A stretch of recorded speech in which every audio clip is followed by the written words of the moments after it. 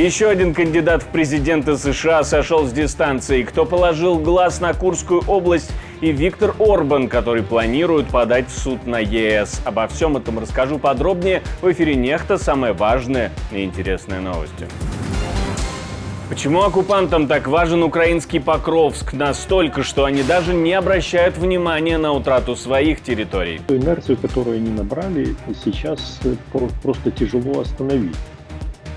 Могут ли лукашенковские войска помочь россиянам отбиться от украинских вооруженных сил? Литва усиливает линию обороны, разворачивая новое подразделение на границе. Если мы хотим эффективно защищать себя, мы должны создать эту систему. Спасибо, что смотрите, спасибо за доверие. Не забывайте про лайки, комментарии и не забывайте подписаться на канал, если вы этого еще не сделали. Поехали. Российские войска приближаются к Покровску, очень важному населенному пункту для Украины.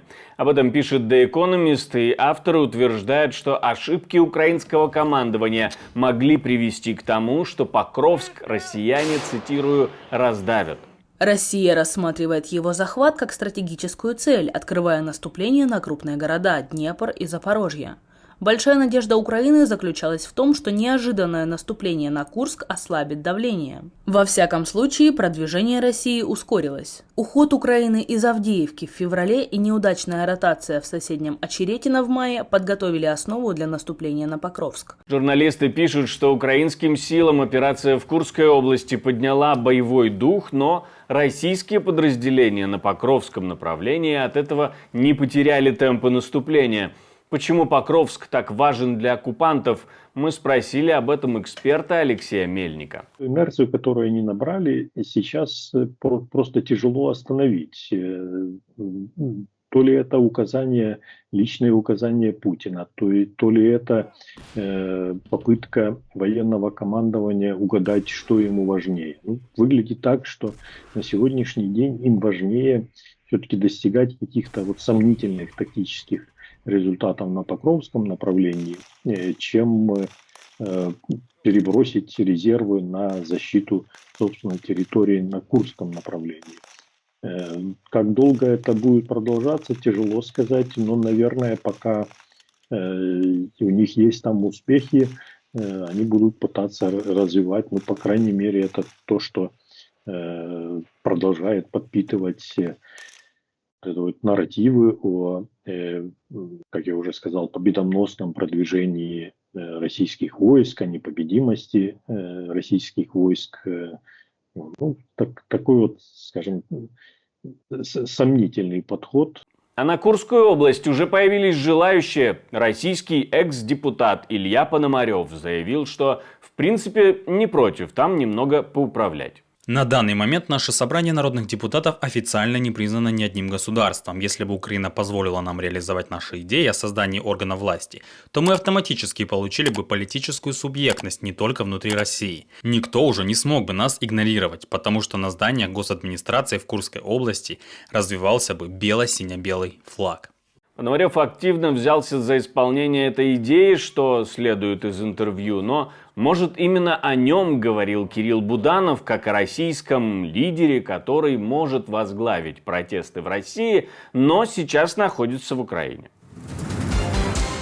Венгрия планирует подать в суд на Евросоюз. Глава канцелярии Орбана заявил, что правительство попросило министра юстиции изучить возможность подачи иска к Европейской комиссии о компенсации расходов, которые Венгрия понесла в результате выполнения миграционного законодательства ЕС.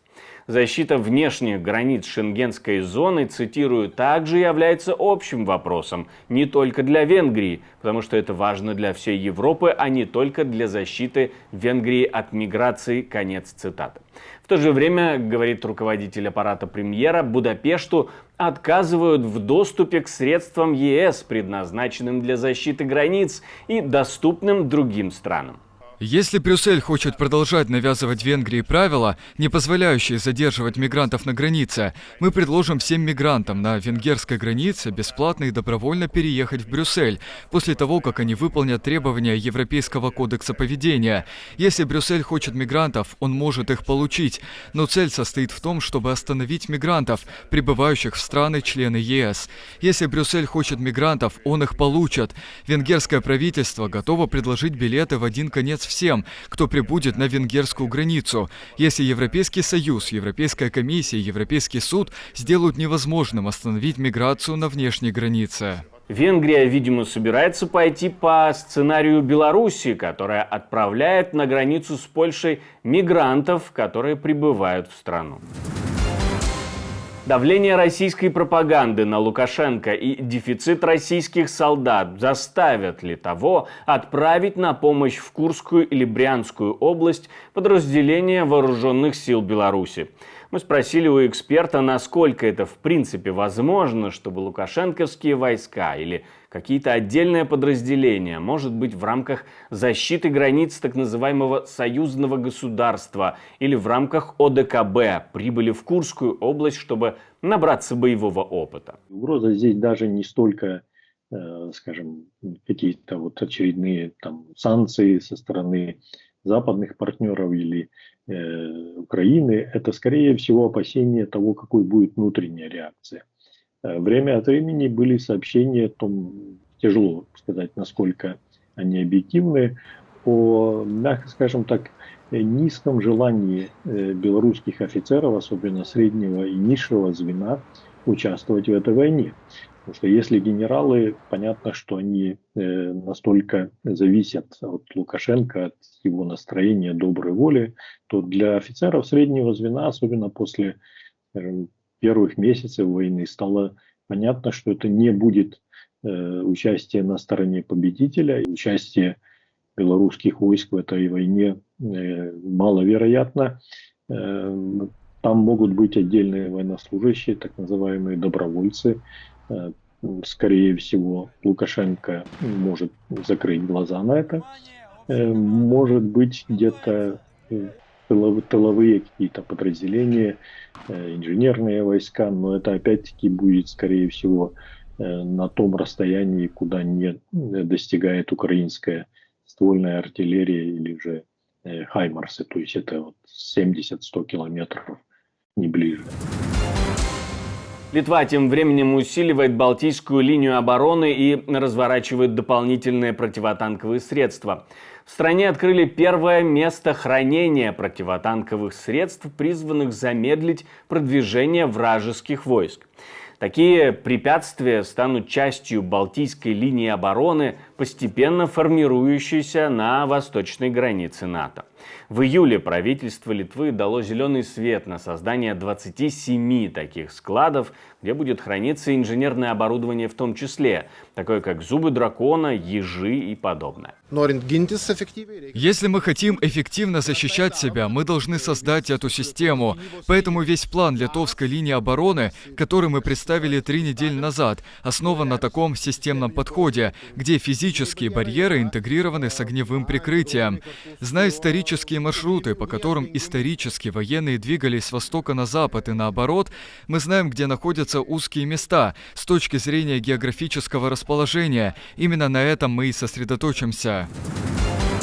В составе кандидатов в американские президенты изменения. Один выбывает. Это Роберт Кеннеди-младший. Он снялся с выборов в штате Аризона. Раньше американские медиа писали о том, что Кеннеди может пойти на сделку с Трампом. Якобы он поддержит кандидата от республиканской партии, а тот в случае победы возьмет его на работу в администрации. Но помогут ли Трампу эти несколько процентов, которые по социальным опросам отводят Кеннеди? Это буквально актив в размере $15 миллионов, о котором они ведут переговоры. Да и каким-то образом вы можете вести переговоры, чтобы сохранить Бобби в избирательном бюллетене в самых трудно выигранных штатах. Извержение вулкана в Исландии уже 6-е за последние 9 месяцев после того, как он впервые за 800 лет ожил. Лава сейчас не направляется в город Гриндавик, который расположен рядом с вулканом и был эвакуирован еще в декабре. Группа ученых, которые изучают местность и причины этого природного катаклизма, говорят, что расщелина, что образовалась от землетрясения перед вулканом, одна из самых больших, которую они видели. Все прошло хорошо. К сожалению, мы уже начинаем к этому привыкать. Это одна из самых длинных трещин. Ее длина превышает 4 километра. На южном конце она начинается в кратере, который был активен в прошлый раз. Если все будет продолжаться так, как ожидается, то лава не будет течь вблизи населенного пункта Гриндавик. В этом направлении нет потоков лавы, что является хорошей новостью. Мне остается добавить, что мы существуем только благодаря вашей поддержке, ваше спонсорство, донаты, то, что вы нажимаете кнопочку «Супер, спасибо», помогает нам снимать новые видео, поэтому не останавливаемся вместе с вами на достигнутом. Но если вы находитесь в России или в Беларуси и переживаете за свою безопасность, то можно пользоваться VPN. Как именно пользоваться VPN для того, чтобы нас посмотреть или нам помочь, вы можете прочитать об этом в первом комментарии к этому видео. Не забывайте также ставить лайки, оставлять комментарии и подписываться на канал, это все очень важно. Но у меня на этом все, до встречи и хороших вам новостей.